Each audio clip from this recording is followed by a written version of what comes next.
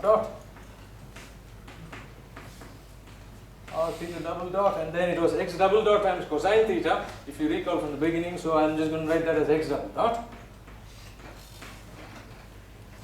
M2 times g times theta, I'm going to bring it onto the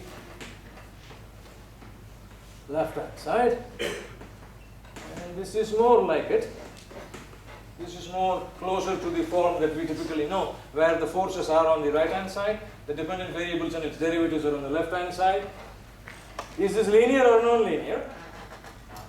It's still non-linear because of r times theta double dot and r dot times theta dot. So that's still a non-linearity that we have to contend with. We can't do much about it. Okay? So this is the other equation of motion. So there are two equations of motion. One in the radial direction, one in the transverse direction. And as I have mentioned in the class last time and maybe a few lectures ago, you will have as many equations of motion as the number of degrees of freedom. Okay, this is something that we have seen. I have 3 degrees of freedom in this problem. X of t, theta of t, r of t. How many equations of motion? 3. 1 for the block, 2 for the pendulum. Alright? Now with the next 10 minutes or so, I'm going to set up a problem that will be helpful for your homework. But here is the problem.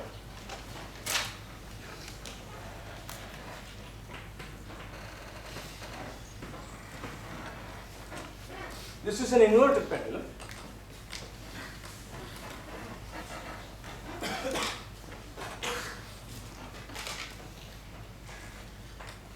And as I said, the human body is an example of an inverted pendulum.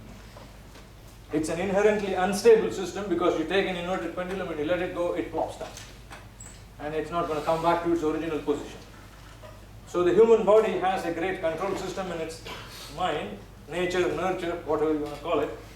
You fall down many times, and by means of nurture, you learn how not to fall. The control system stabilizes it by means of feedback. The disturbances are all taken care of. That's how the pendulum remains stable. That's how we are able to walk normally. But people with a stroke, that control system has a disturbance that it cannot handle. The feedback mechanism is broken. And so those are inherently unstable. And that's why, this kind of an analysis, this is system dynamics, but it could be applied to biomedical, biomechanical understandings or underpinnings. Okay? So essentially, even though these look like cartoon figures, you're dealing with real people. If your calculations are wrong, it can lead to catastrophic results. This is no laughing matter.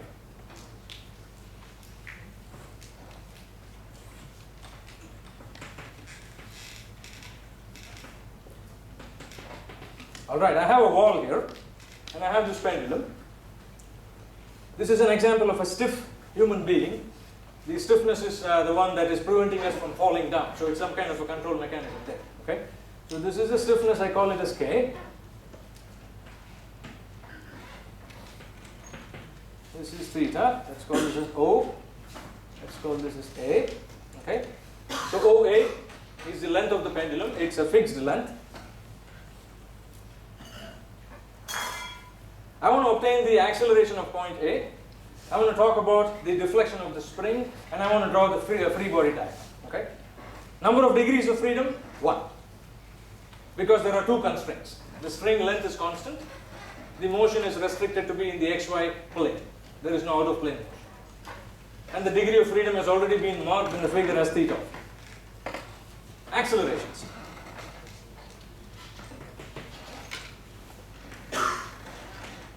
This is O, this is A. Choose radial and transverse directions.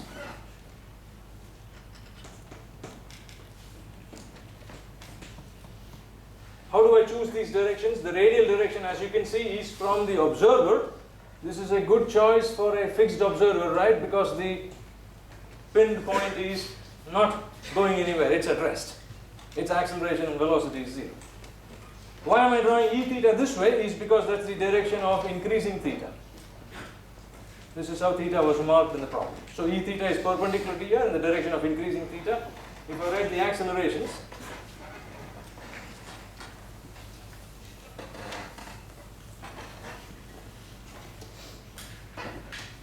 acceleration of A slash O I just write out the regular expressions.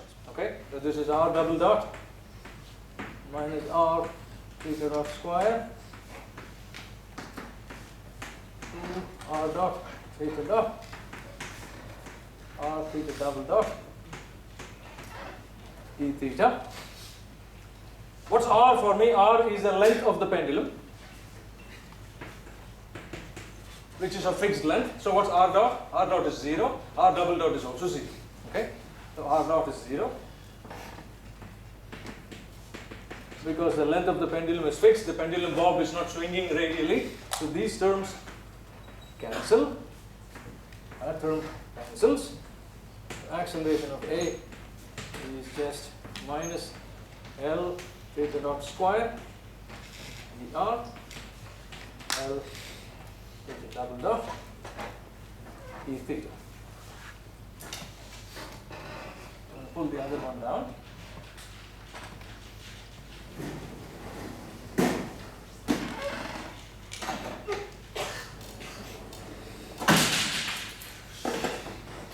This is just a disaster. This thing goes.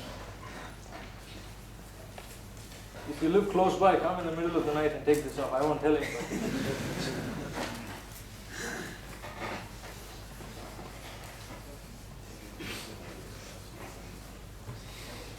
Okay, I want to look at the movement of the pendulum bob, okay, for small angles. So here is how that works.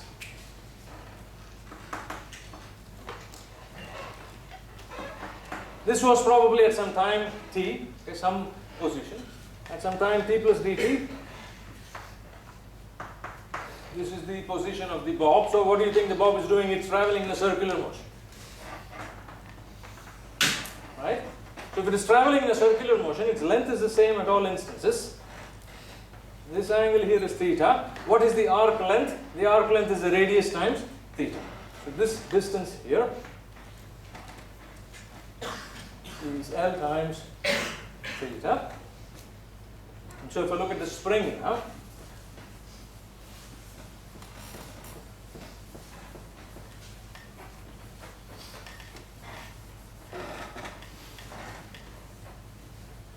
what do you think happens for the spring? The spring cannot take deflections that are not along its length. Okay, if I have a spring and it's horizontal, the deflections that I provide to the spring have to be horizontal. If it is at an angle, the deflections have to be at an angle. So what this tells me is that this problem has to be restricted to a very small motion so that this arc length L theta is actually a horizontal distance.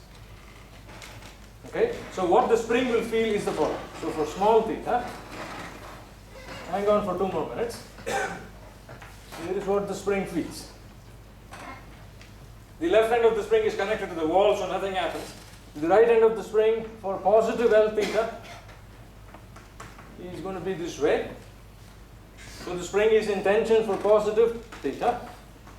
It is going to be K times L times theta. This is for positive greater than 0. And in the last minute that I have, I'm going to draw the free body diagram and the kinetic diagram of the bob of the pendulum. Very quickly. Free body diagram, force of the spring, equal and opposite.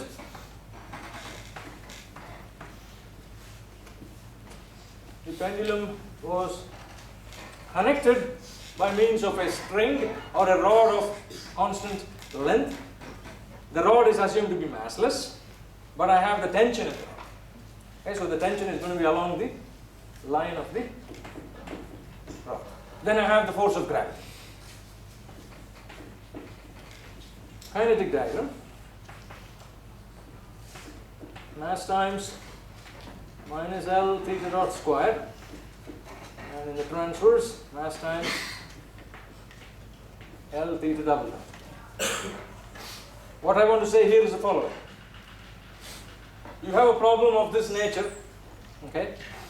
Whenever you see a simple pendulum, the equation of motion is not going to be in the direction where the tension is, because the tension is a constraint. So for us, the only useful direction here is the transverse direction, and that's where the equation of motion is going to be. I'm going to post this and a little more complicated version of this in your notes.